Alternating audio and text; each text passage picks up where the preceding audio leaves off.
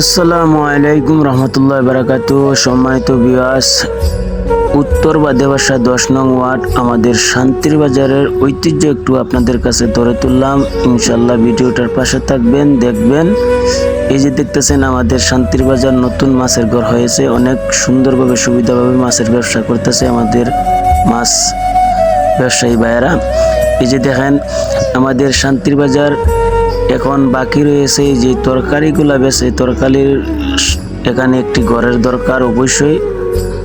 আমরা মাছের ঘর হয়েছে এবং তরকারি ঘরটা হয়ে গেলে আমাদের শান্তিবাজারের সুবিধা অনেক ভালো হবে।